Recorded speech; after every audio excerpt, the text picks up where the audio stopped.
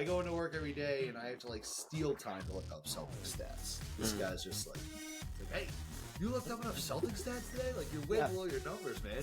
Drives to work with like a briefcase, like stressed out, coffee mug, just like gets into his office, like, oh, just open this computer, it's just like, all right, like basketball reference. Yeah, we support like, the rule, but now that it's directly impacting us, it is kind of crazy, isn't it? I mean, come on. It's a real 63 games. Guarantee you, 99% of the people bitching about that are the same people who bitch about NBA players are soft, they don't play enough, load management, that's pussy, get out there and play. Now the guy actually fucking wants to play, and they're like, oh, rest, do it best for the team, fucking selfish, like, so fuck off. Yeah, it's all...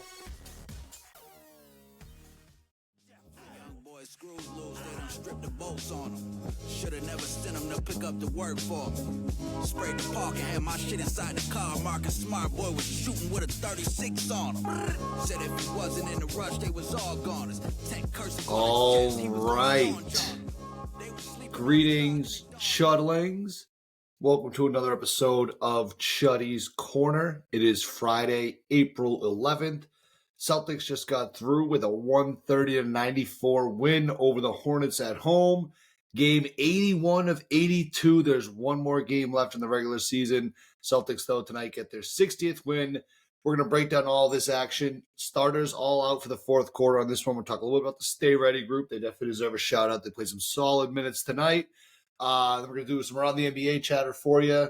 Eastern seeding is all set. We're going to know who potentially could be playing that play-in matchup. Talk a little bit about those, and also the Western Conference standings are very much up in the air. We could have a superstar player missing the final game of his team's season due to a suspension. So we're going to get into all that. But first, Chuddy, let's take care of business on tonight's game. I feel like you're going to say the Celtics took care of business. This game, very businesslike. Oh, credit to the Hornets that first half. They seem to be playing hard at least. I don't know if we were playing as hard, and that might have been why it was still close. But once we decided to end this game, it was over. But it was a fun first half. Good basketball. For sure. And I mean, for the Hornets at this point, it's not about the guys and how hard they're trying. It's about the guys that they're playing. So it's like, we always say, it's not really players and coaches who tank. It's an organization who tanks. And that's what you're seeing with the Hornets. They're just giving the coach, like, the players that are available to be played are just players to play to tank. They're trying their hardest. They're just not very good. And you saw a lot of guys who were like, oh, I remember him from college. But not exactly a lot of guys who have probably strong NBA future. So yeah, they were trying hard. They were playing hard, whatever. I mean, they had a few guys out there. You saw Seth Curry. We were leaving him open, like, not really closing out. He's not going to miss threes. Yusuf Nurkic, he's fucking huge, and he is just a pain in the ass. If you don't really feel like getting down and working, like, he'll just body you, get offensive rebounds, and keep scoring. So there's a lot of that in the first half where it was kind of just like, ugh, like, what the fuck, dude? You're really trying that hard? Whereas for the Celtics, they were shooting the ball well, too. They were making a lot of threes. They were almost Missoula balling us pretty early. Yeah, I mean, I feel like our closeouts and contests were pretty lifeless. There was zero urgency on either side of the ball, really. And I think it was one of those things where it was kind of, we were speculating last game, have we seen the end of the starters for the year with these last two games against the Hornets? We weren't sure if they would play at all, if they would just sit these last two games, whatever. To me, this is almost like I bet Joe talked to the players. What do we want to do? They all like to play. The game's meaningless. They're like, we got another game Sunday. We got an entire week off. We're going to have to practice and stay fresh anyway. Let's just do that against the Hornets. That's basically what it looked like. They were going out there. I don't want to say going through the motions, but I mean, again, like I said, zero urgency, just doing what they had to do.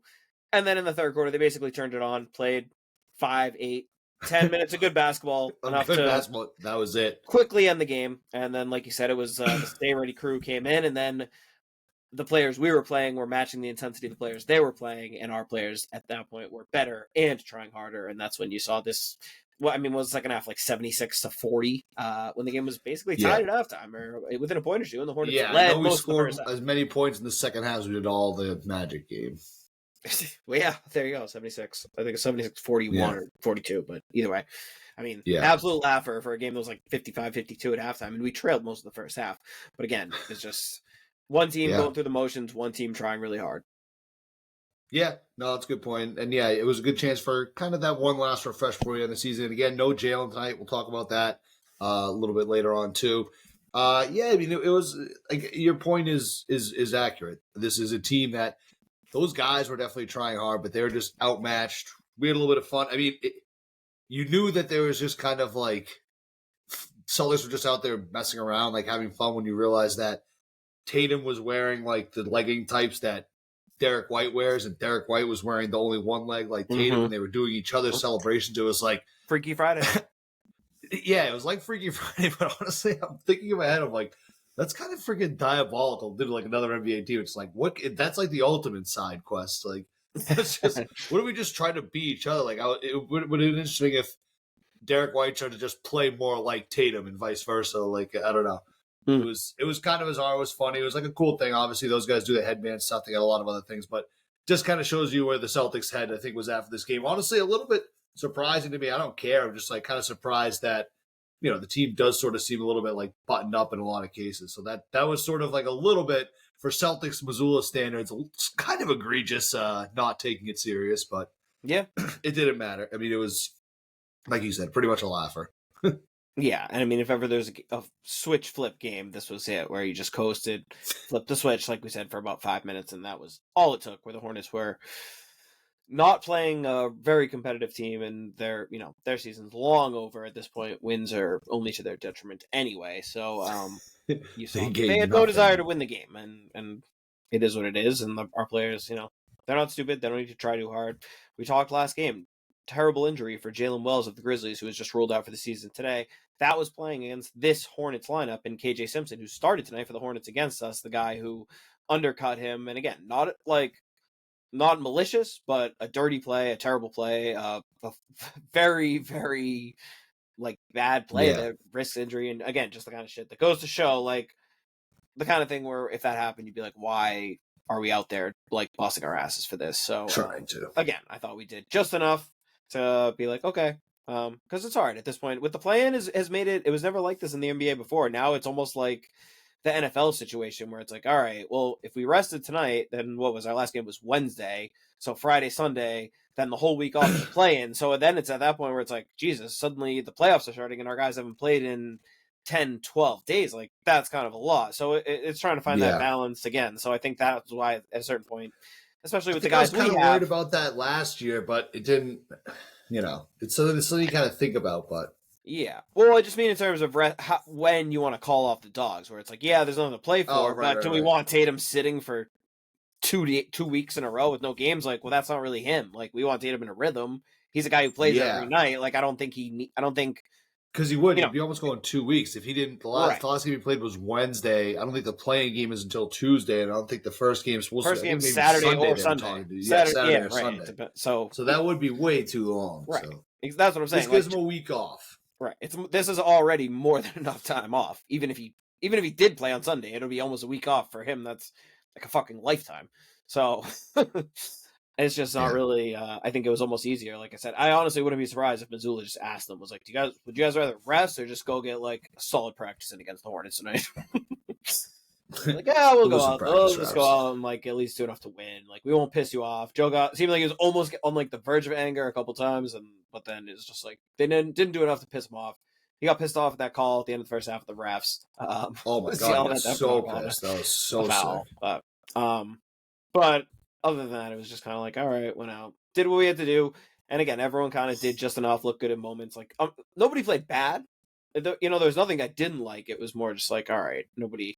Again, we've kind of talked about that car analogy where this was it, and going out and just nice easy cruise, second, third gear, not really pushing the pedal too hard down, just kind of loosening everything up, making sure the car is running good. Yeah, no, that's exactly. It's a good description. Tatum got. We mentioned Joe flipping out at the refs. Tatum too. He got his 15th. Is it 16 or 18 techs now until he gets suspension? I think it's 18. We'll talk about that later. A little foreshadowing. Okay. All right. Yeah. So I set that up. Did it used to be 16? I feel like it used to be 16. Perhaps. Yeah. That does sound right. Yeah. All right. I had a few other. Let me just check my notes here. I had a couple other just sort of side things. I don't know if you want to start with any last kind of ideas you had. No, I mean, props to the guys who did come in and close. I thought another solid Shireman game. JD Davison looked good. Good to see him throw down the hammer on that. I think a lot of guys don't really realize the kind of athlete he is. I did not They know just he see. could get up like that. Oh yeah, I think he won the G League dunk contest one year, if not, or he was at least in it. I mean, at Alabama, he used to throw down. He's got some hops, so you saw that a little bit tonight. Good to see him getting comfortable out there. It was fun to see. The Jaylen Brown thing, I guess, the biggest. I don't know if you'd even call it a story. Well, but, wait, because I want to just mention a few things from this game because I do want to talk about Jaylen. I don't really have a whole lot, but I did think Dick Light. Oh, 46 years as the statistician for the TV show. That is crazy. He did it longer than Gorman. They were saying, like he was pre-Gorman, which is like a time you can't even that old. Imagine. No. I mean, did he start when he was like 19? I mean, yeah, it could have been. I mean, he's 40, so it's like even if he's 46, if he's like, that's. He doesn't. He looks, shout out to him. He just literally like they would just mention a random thing and he would have a stat like off his head. Well, yeah, I was also going to say I added in my notes that he was like on the call tonight. Is that the first time where he's almost like the third guy in the booth? So I don't know. They're calling it Friday Night Light. I think it's just because they knew this game was just going to be whatever. But I mean, I don't hate it. At all. He had that one. I forget the exact numbers, but it was some stat involving like Al Horford with like blocks and threes or something like that, and he was trying to give them a hint of some of the other names, and his hint, the answer was Rasheed Wallace, and his hint with Scal was like lots of technicals. Scal's like, oh, Sheed. He's like, yep, boom, got it right. It's just like so funny how Rasheed Wallace and technicals are just so synonymous still. It's that like, is who great. Could it be? Got a lot of techs. Boom, got it.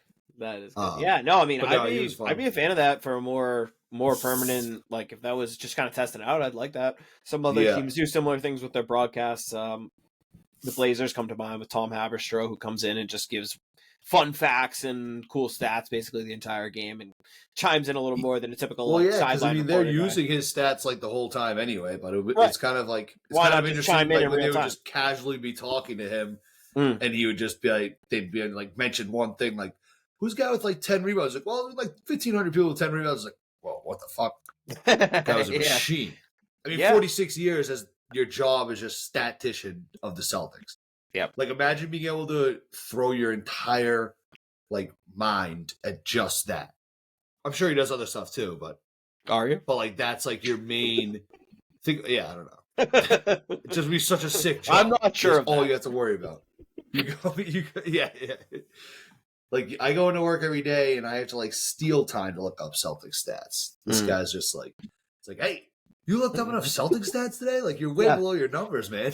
Drives to work with, like, a briefcase, like, stressed out, coffee mug, just, like, gets into his office, like, oh, just open this computer. It's just like, all right, like, basketball reference, like, just, like, scrolling through pages. More stats. Pull up stat head like comparison, like cross references. Like, what a job! What a life, man! I know. Just like, so you coming to lunch, Dick? Like, no, you guys going without me. I'm swamped. It's a working lunch. Yeah, I'm not even at 1963 yet on this stat. Like, way behind. So way behind schedule. Working lunch is just watching like the 1973 finals. Like, oh, all right, so this stat's right. All right, these two stats were different. I had to figure out which one was right. Yeah. Oh man, what a guy! What a life! That's shout out. More Dick Light on the broadcast. I'm good with that. Yeah. Especially in so many games that aren't super meaningful. Why not? Yeah. You know. I think that might have been the only other thing that I really had. I said the Tatum got his 15th tech. That's pretty much all I got there. Oh, Drew Holiday won the Auerbach Award, which I guess is just like best of being a Celtic. I guess it's fair. Plays crazy defense, plays a lot, plays no injuries. Great. So, shout him out. Al, too, should mention he just because he hasn't played in a few games, he's the only guy who we really haven't seen. Not that he was injured or anything. I think he was, again, more just out watching the Gators, but good to see him come back. Who amongst us totally fine. Bagged out of work for March Madness games? Exactly. But it just, if you're looking for anything from anyone, it was like, oh, Al, we haven't seen you in a few days. He looked fine. And he looked great, yeah. He looked great, exactly. Yes, no surprise. Whenever he gets rest, he always looks good. But just obviously good to see, good to note. 13 points, 11 rebounds for the big man. Mm-hmm. Tatum 3 for 6 from 3. Almost a triple double. If he wanted to, he probably could have gotten one. Could have easily. As is off the case, but just All right, let's talk a little bit about Jalen. So Jalen, it sounds like, guessing he's shut down. Like I don't think we're going to see him on. I don't think we're going to see anyone on Sunday. Yeah. So there's just, I mean, there's a little bit of like we talked about on the show. It felt like they were kind of like doing all this with the All NBA stuff in mind. And what I think happened is he just realized that it's like, you know what, this shit just kind of hurts too much to keep doing it, so they stopped doing it. And people are seemingly up in an uproar that he played these 2 games, but it's like he's got to see it. And he saw in 2 games, didn't feel good, so he shut it down. People are acting like he played like 3 weeks on this like bad knee, and then now is like shutting it down for the playoffs just to be at that threshold. If he was going after it, that's fine. And it's even better now that he realized like, fuck, this thing hurts. So I think it's much to do about nothing. It's obviously going to be a controversy.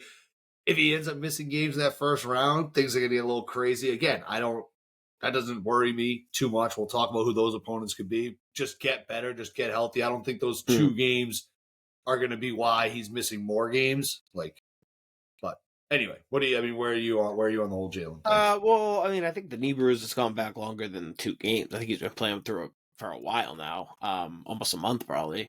So I think he's been fighting, but not like the limited minutes, I guess is what I meant for like the 2 games. Like maybe not to that extent, but he has been on a minutes restriction. If you look back, he hasn't been playing normal minutes for a while. I think since he was out, I think since he's come back, he's been a bit limited. Clearly hasn't been himself. I think it's been pretty evident actually for a bit. But I think again we've kind of accepted that what he said is playing on it isn't going to make it worse. It's pain and it's just whatever. We trust him. It's not like anything happened that he aggravated an injury or anything got worse or anything like that. And I think again, like we talked about last episode, I think they just kind of conceded the fact where they're like pushing it where it became obvious to the point where it's like, all right, you're only trying to get all NBA. Isn't a great look. B, like we said, the way the tides have gone, I don't think he even would get any award or all NBA team, which would probably make it look even worse. So again, I think it was kind of a combination of those things being like, it's just best for everyone to sit, and now coming up 63 games or whatever, not even being in the mix, it kind of like makes that discussion go away a little bit more. So I mean, I think this is kind of just like a cooler heads prevail situation, and ultimately, like we've said all along, get healthy, show up for the playoffs, play well. That will mean a lot more than any, making an all defense team or 3rd team all NBA or what have you. And yeah, easy for us to say, obviously. He really wanted the all defense. He did want the all defense. He said it all year. And I mean, I feel bad because if he didn't get hurt down the stretch, he was tracking to make at least, he would have been recognized in some way, certainly. So, I mean, that sucks. And, it's one of the tough things about this rule. You don't want to see, this is basically the exact, we both, I think, are in favor or at least totally fine with the 65-game rule. I think this is like the very, very unique example where you actually might see a guy who is on the fringe trying to maybe force it a little bit. Like, it's a pretty rare circumstance, honestly, that he's that close, and it's even came up where he's like, can we just get through these couple games just to be eligible? It's a pretty unique circumstance. Not enough for me to be like, there's a problem with the rule. So we support the rule, but now that it's directly impacting us, I think it is kind of crazy, isn't it? I mean, come on, give the guys 63 games. Come on. Yeah. I mean, like the rule, but yeah, like I don't know. Sowing is better than reaping, definitely. But it's just like typically. What can you do? Like it kind of sucks. It's kind of shitty, but like we said, shut it down as long as, rest up, come back.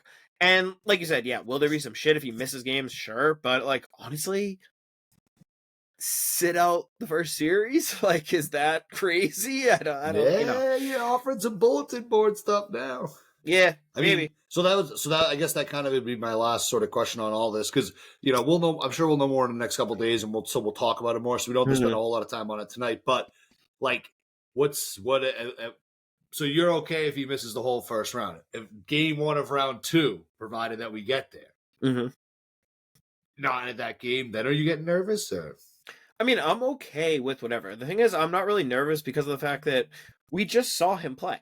Was he 100% best version of Jaylen Brown? No.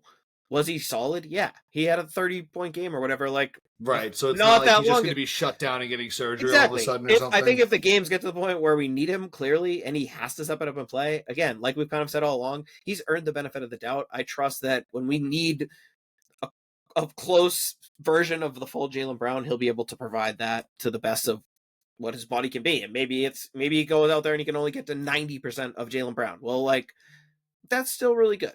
So yeah. again, True. like, when you say am I going to get nervous? Like, I don't think suddenly like something's gotten worse and we're going to be like getting a report like Jaylen Brown done for the season. Like, I don't want to. God, Right, no, yeah, it's not like it's like an ACL. Yeah, It's a if that bruise. happens, we'll panic what they and say, talk at about least. it. But like, there's no reason to think that. It seems like, again, more Yeah. the thing that we said where they were kind of talking to like, is it worth it? Should we go for all NBA? Blah blah blah. And it seems like they've kind of just talked about it. And they're like, all right. Well, it seems like a lot of people forget are kind of pissed that was even like a part of the equation. But and to me, that's just like it's kind of grasping at straws. But you guys should be able to try to go for those awards if they want to go for. Yeah, and like Especially also, where it wasn't like a joint or like. although I like guarantee you, tendon. all 99% of the people bitching about that are the same people who bitch about NBA players are soft, they don't play enough, load management, touch pussies, Yeah, get true. out there and play. Now the guy actually fucking wants to play, and they're like, oh, rest, do what's best for the team, fucking selfish. Like, so fuck off. Yeah, it's almost like they're Can't just win. a bunch of fucking Can't morons. win. Guys trying his hardest to play through injury, and the people now don't like it. So Because his reasons Grow are up. pure enough. just reason to hate. It's all, yeah. Whatever the angle is to hate, they'll take it. So All right. Should we give out some Chuddy Chains for the game tonight? I'm happy to. All right. Chuddy Chains, sponsored by Mario's Roofing Mario's, Siding Mario's, Windows Mario's. You just got to call Mario's. At Mario's, they pride themselves on quality, safety, and value. We wouldn't do anything to your home that we wouldn't also do to our own. So you can call Mario's today, tell them Chuddy's Corner sent you. You can get $50 off your installation. Some restrictions apply. Also ask them about their spring specials. Now's the time to get some stuff done. Your AC's going to be cranking. You don't want to draft. You don't want to lose that energy. 781-344-2420. That's the number for Mario's. Give them a call, or you can visit mariosroofing.com. Some people don't like to talk to people on the phone. I get that. They get that. Go to mariosroofing.com. Mario's Roofing, we won't soak you in order to keep you warm and dry. All right, we'll do the Chuddy Chain. I do think we should maybe mention the Luke, campaign ad that he did against Derek White for winning the Tommy Award or whatever. Did you see that video? No. Oh, really? All right. Well, I'll send it to you. I'll retweet it from the Chuddy account. You can watch it. I mean, it's not worth like a whole segment, but it was like hilarious. He did like I believe he was like talking to the camera like a campaign ad, like it was like a that's awesome. dirty ad mocking. Where did this Derek air? Was White, this so. just a social media thing, or was this? I think did I they air saw. it during I the don't know. broadcast? I didn't see it on the game, but it was like All everyone was right. reacting to it at once. So I don't know. Maybe I just maybe just spaced don't out at that moment or something like that. But I'll retweet it just anyway. So That rules. Derek White ended up finishing the year with a Tommy Award. But anyway, Chuddy Chains tonight. I think you can go first. I went first last game. No, you go first. Why? Because I'm going to touch on a lot of things. It's just I want you to pick someone so I don't Whoa. You'll see. Pause. Sorry. Um, Put you on the spot. But... Oh, fuck. All right. Well, I'm going to give my Chuddy Chain then to Derek White. Were you not expecting this? I mean, I New guess segment? I guess I can't be too surprised. Yeah. Whoa, what the hell, dude? I didn't think of one. I'm going to give mine to Derek White. He got the Tommy Award tonight anyway, so a little bit of a spoiler there. But he had 4 blocks tonight. He had 19 points. He had 7 assists. He was dishing the ball. He was moving things around. He was the one who hit the first shot of the game for the Celtics when they were shooting. Their first few threes were just absolutely, like, it was almost like they were trying to see who could have the worst looking three. Derek White got him back on track. But the 4 blocks is really what impressed me. Dick Lipe had another great stat on Derek White, something with blocks, where he was in some category where like no one else was his height. I don't know. I just kind of ruined that. That's yes. I don't think no one else was his height. All right. While you give your check, I'm gonna look up that stat. Yeah. Well, come here for the hard hitting analysis, guys. We got you. All right. So the reason I had you go first. Yikes. All right. So this one was like a total spread across the board situation where, again, I think he was just like everyone out there. You wanted to see a little bit. We already mentioned Al look, he did what he needed to do, 13-11. Tatum, 16-8-8, super casual. Porzingis didn't shoot well, but he was 11 I and got 5. it. Derek White has 42 games with 3 or more blocks, highest amongst guards, almost doubling every other guard. It's a good stat. That is a good stat. It's a great stat. Great stat. All defense. Anyway, there we go.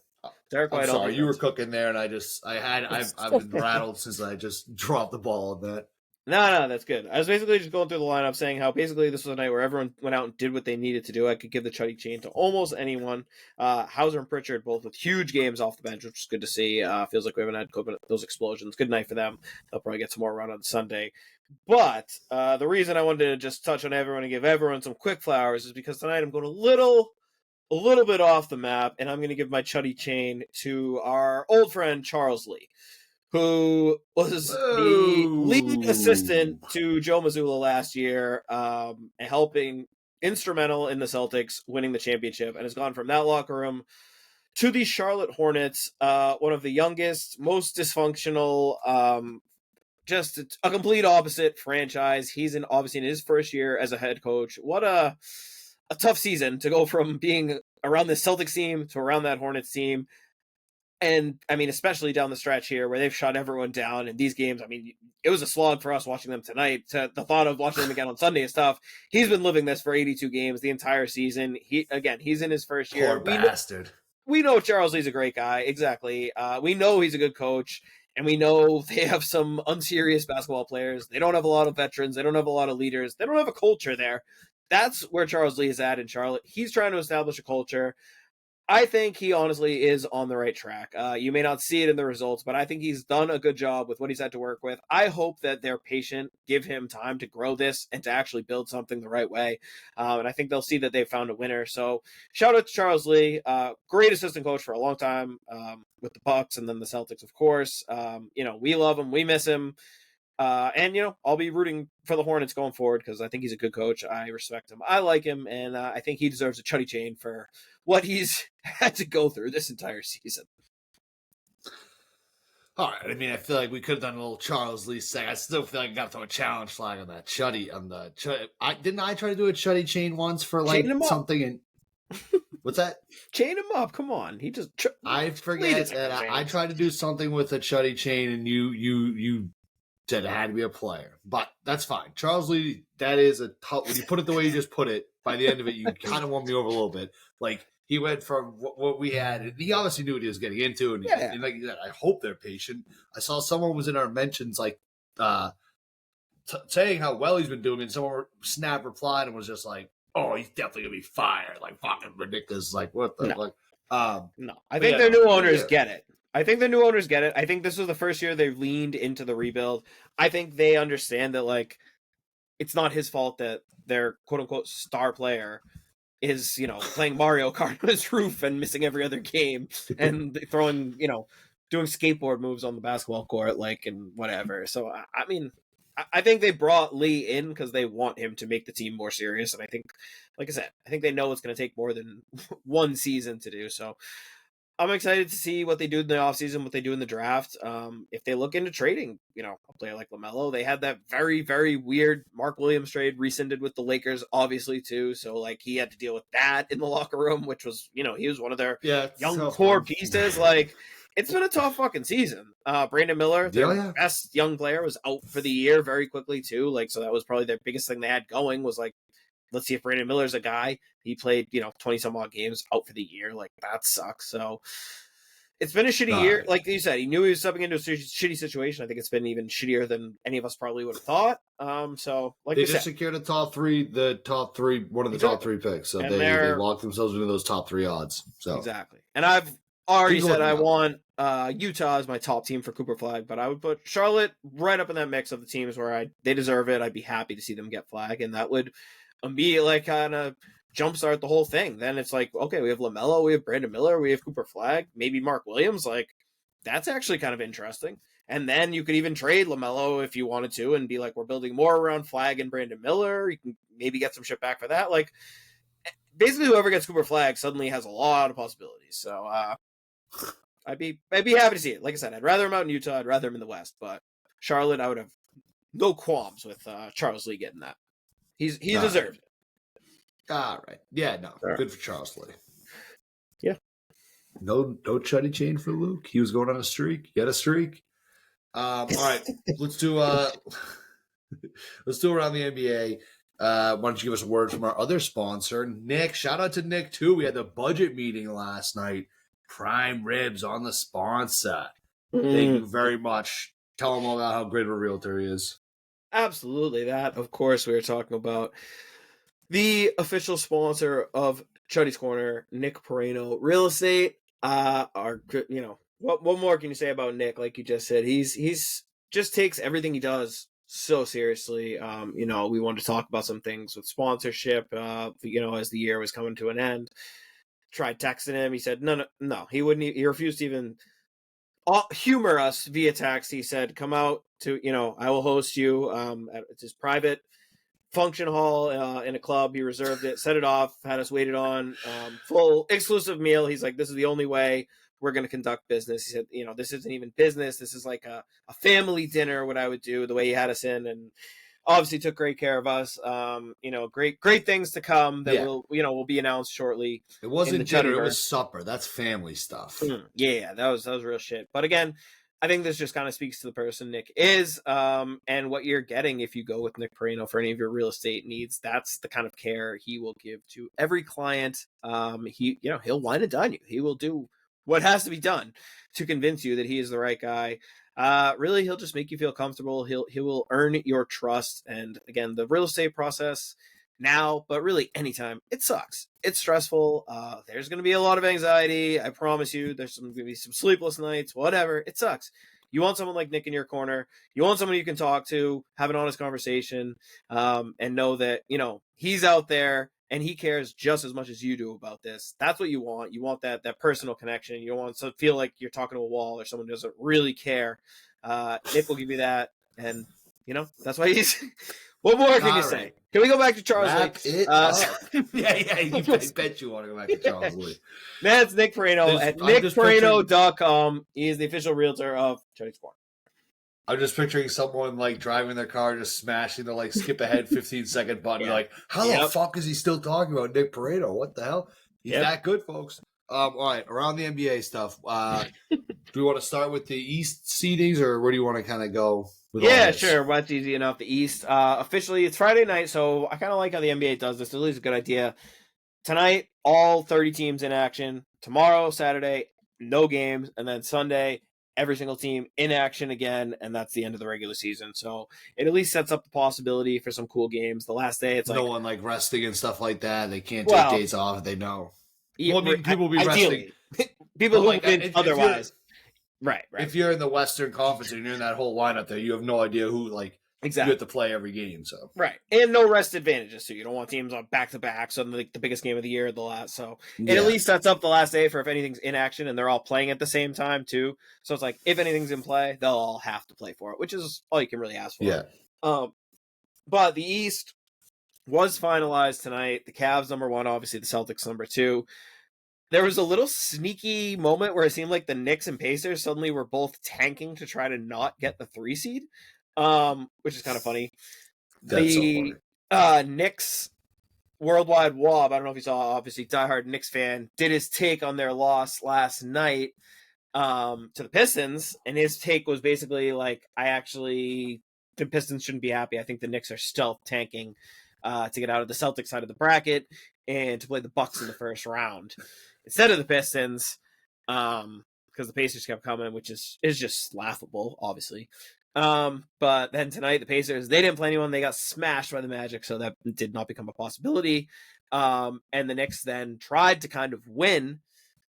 Find one more chance to get a win against a good team. The Cavs didn't play Donovan Mitchell. The Knicks still fell apart at the end.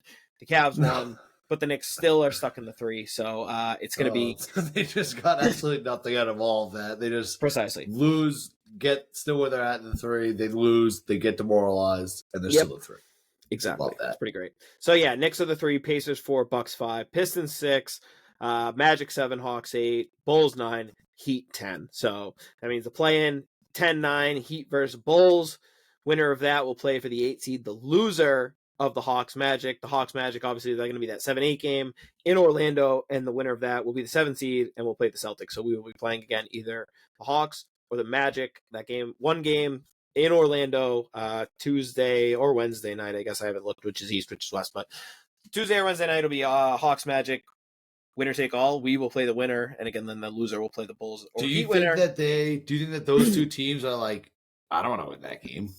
No. Or is it just like too much of a risk to have to go play the next one? Yeah. You just want to clinch that playoff spot. Yeah. And like I don't think it's that big of like a weird year where it's like the Cavs are still good. You know, it's not like it's a huge it's not like that's some sick prize. Like sick, we got the Cavs would like they're blow so the doors off either one of them too. Yeah, right. Yeah, like they both exactly. So, no, in this situation, I think they'd rather just win. Like the Knicks are like, if we can get a few lucky bounces, we might be able to beat them. Those teams don't stand a fucking chance. Exactly. So yeah, like maybe it'd be a little better, but it's not worth. They're not good enough to risk losing the game. Like to then because they could just as easily lose to the winner of the Bulls Heat. Like would be no surprise at all in one game. All like there's no guarantee they're winning. So I think that we got. Yeah, go ahead. Well, I was just gonna say I don't know if you were gonna start getting into like who you'd rather. I was gonna say I feel like the game on Sunday we're gonna have plenty of time to be talking about. I don't know how much. So I had a few minutes I wanted to do on Charles Lee, if that's what you mean.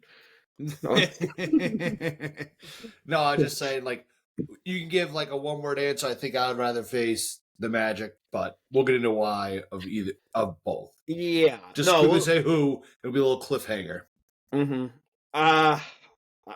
It's crazy. I honestly don't I don't have full conviction in either answer. I will slightly lean Magic as well. Tune in Sunday then. I'll slightly lean Magic, but all right. Yeah. Let's take a look at the Western Conference.